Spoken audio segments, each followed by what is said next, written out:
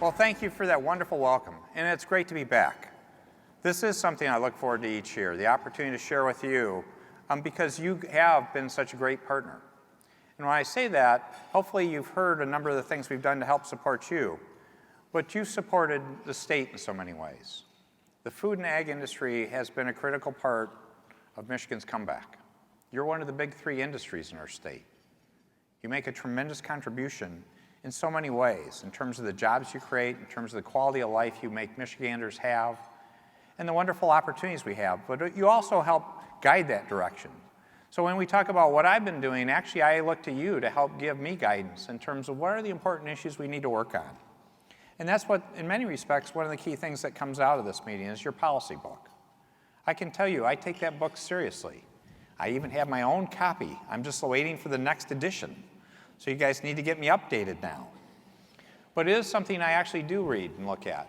From the time I started running for office, and I didn't know much about the ag industry the way I should have, is you were one of the guiding lights I used to point me in the right direction. So thank you for that.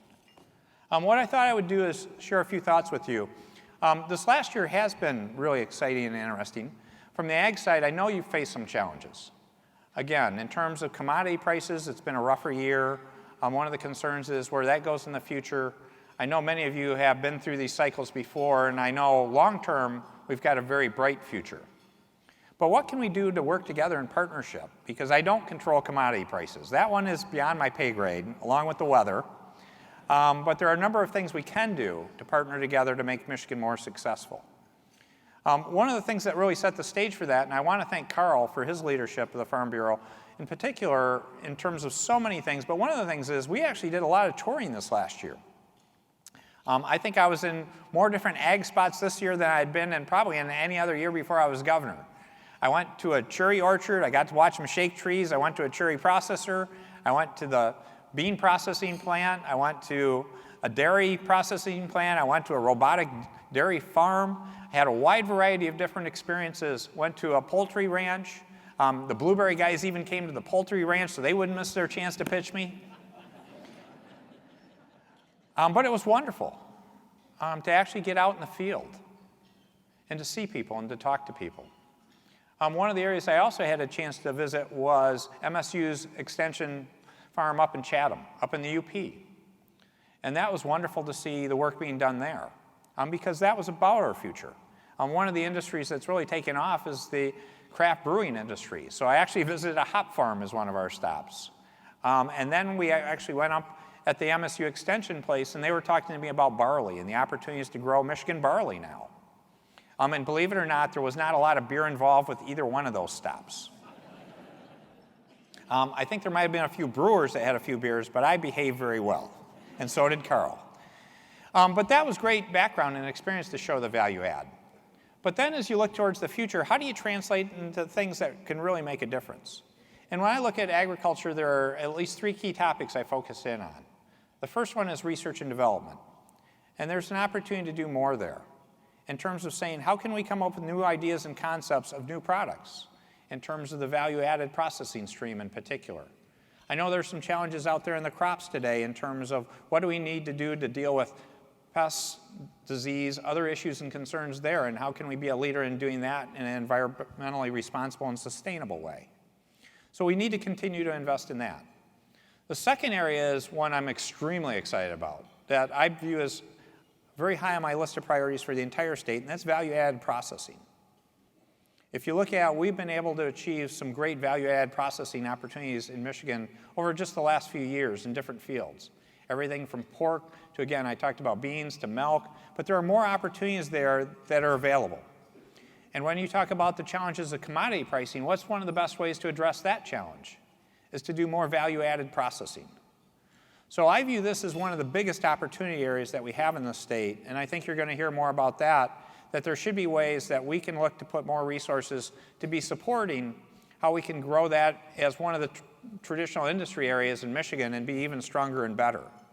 And I would appreciate your support in that as we look to different ideas there, because those ideas need to come from you. I'm happy to have us be supportive of things like value-added processing, but to be blunt, government is not competent to decide what those things are. We really need your direction to hear what they are and then figure out how we can create that environment to be a supportive partner. So let's work hard on that. That would be a top priority in my view. Exporting. We continue to see good results in exporting.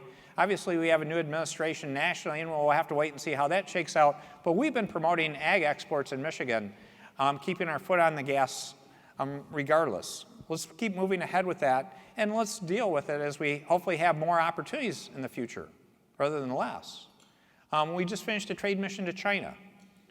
Jamie Clover Adams came. She brought a delegation of ag producers and value-added processors to China to say how we can open up more market opportunities there. And China's not the only market, but we're looking to do this across the globe, because one of the things that made Michigan such a great state is the fact we make things, we grow things, we come up with ideas. That's not just for Michiganders. You create wealth by doing that with the rest of the world and taking your products and spreading them all across the globe. And that's something we can do more with. And that ties back to the value-add processing. The more we can process those things, that will make it even easier and better to get additional value opportunities. Now, one program I want to share with you that wouldn't normally fit solely in the ag bucket, but I think is really important, that I'm really proud of, that you might not have heard of yet, is something called Project Rising Tide. Over the last few years, many people know we've done a lot of work in urban areas. Detroit is now the comeback city in the United States. So we've done a lot in our urban centers, but I wanted to let you know that it's not just about our urban centers and helping them with their comeback. We care about every community, every person in Michigan. So a year ago or so, we started a program called Project Rising Tide, which was to go out to smaller communities in Michigan that were challenged, that faced particular challenges or issues, and saying how we can get them to help themselves to success. So we picked 10 communities in the 10 different regions of the state. These are all smaller, many number of county seats, but spread all across Michigan. And I said, we're going to put focused resources in these communities to help them help themselves. And they included economic development, community development, talent development resources to say, what are your issues, what are your concerns, and how can we supplement what you're doing so you can make your community more vibrant and exciting for the future. In each of these 10 communities, we've had successful teamwork going on. In fact, I personally visited all 10 communities and done listening sessions to hear what's on their mind and what their concerns are about their future. We're going to continue on that path to help those communities, but it's not just 10 communities in Michigan. By working with those 10, we're seeing what issues are that are probably affecting many other communities. And my goal is to have these communities graduate. And as they graduate, the one thing I do ask of them, when you graduate, will you be willing to come with me to help a neighboring community in your region to do the same thing that we did with you? And the response has been wonderful. And this is about making sure we maintain a great quality of life for people in our rural environments, in our smaller communities. And it's working. Those of you that may be in any of these communities, I encourage you to get involved. We'd be happy to give you the list. But they are spread all across Michigan. A couple things that have come out of it, in particular, that we've heard, is actually one of the big issues is the need for housing. There's affordable housing, but just more housing. As people, how do you grow your community if there's no place for anyone to live, even in an apartment or a house?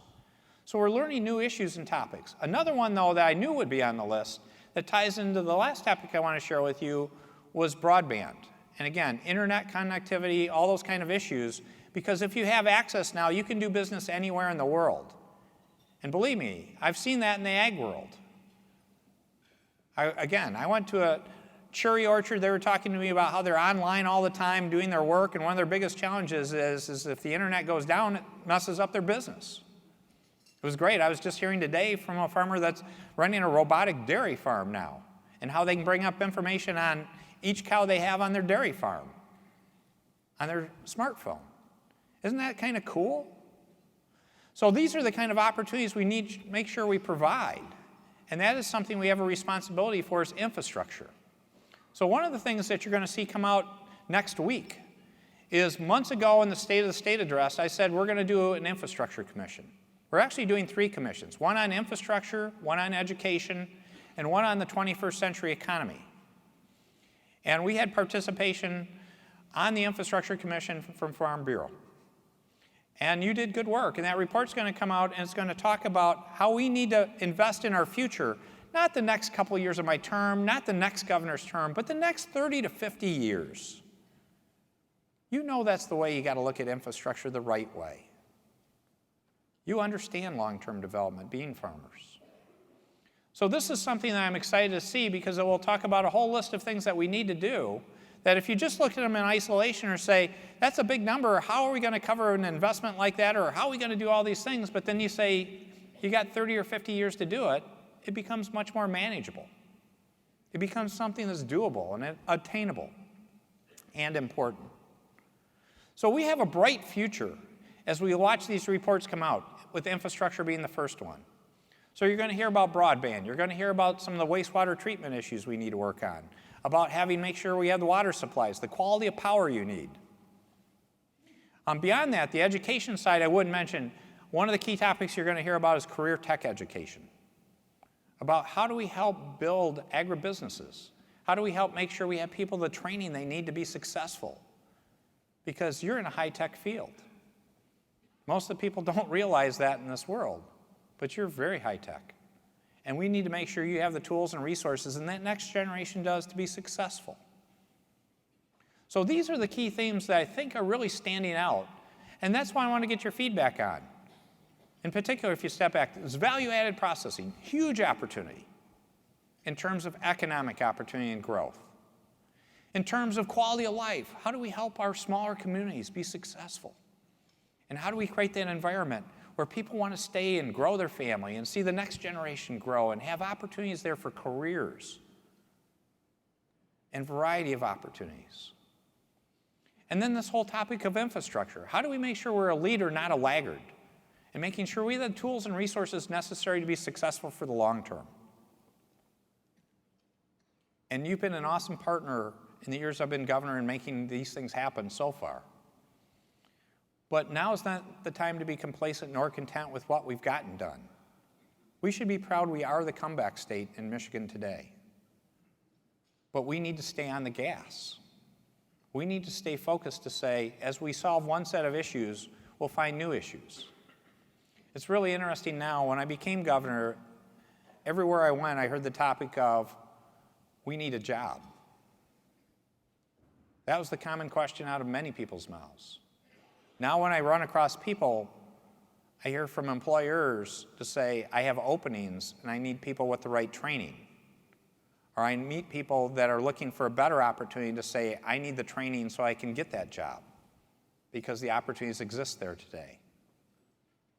So it's a new set of issues, but they're just as serious issues, but they're also the catalyst to take us to the next level.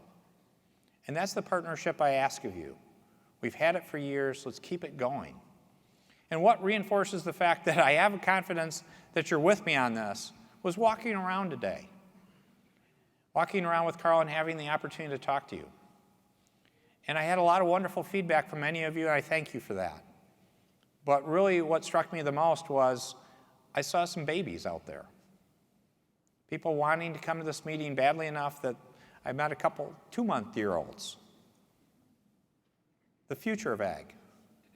And then I got to meet a lot of wonderful people wearing blue jackets from FFA, talking about how they're having policy discussion competitions. And I don't think they took me seriously, but I said, send me your best thoughts. Send me your ideas. Because they're our future. In fact, when I did the 21st Century Economy Commission, I said, they came to me with a list of people saying, here's recommendations that you should look at, Governor, to appoint. And I gave them back the list. I said, I want you to go find at least half this commission that's a generation younger. Because this is what we do every time. And I said, we're talking about a commission on the 21st century economy. Shouldn't at least half or more of the commission be people that are going to live most of their lives in the 21st century economy?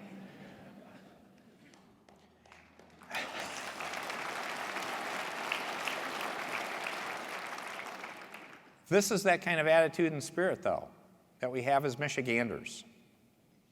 And as we continue to look at issues and challenges, remember, we're most successful, we're at our best when we're one Michigan. Whether we live in a rural area of Michigan, up in the UP, or we live in Detroit, when we recognize we have things in common and don't dwell on our differences and we do things together, we can do anything. And that's what we've been doing. So let's continue to strengthen that and make that work and recognize that many of us have had successful careers. And this is about our kids and our kids' kids and these wonderful young people here. And isn't it exciting to know that we can give them a stronger, better foundation than we've had in decades? That they can take this foundation and not worry about the issues of the past, but they can build on a bright future, knowing that the most exciting things are out ahead of them. And that we're not a laggard in the world. We're leading the world in things like infrastructure development and understanding these issues, in terms of new value-add processing ideas, in terms of quality of life items. So that's why we need to keep this dialogue up. And that's why I thank you for giving me the opportunity to join you today. Hopefully you can see I am fired up to continue being your governor. It's a passion for me. It's a chance to help 10 million people I love. So let's work together to make Michigan that great state that we're seeing over the last few years, but make it even better.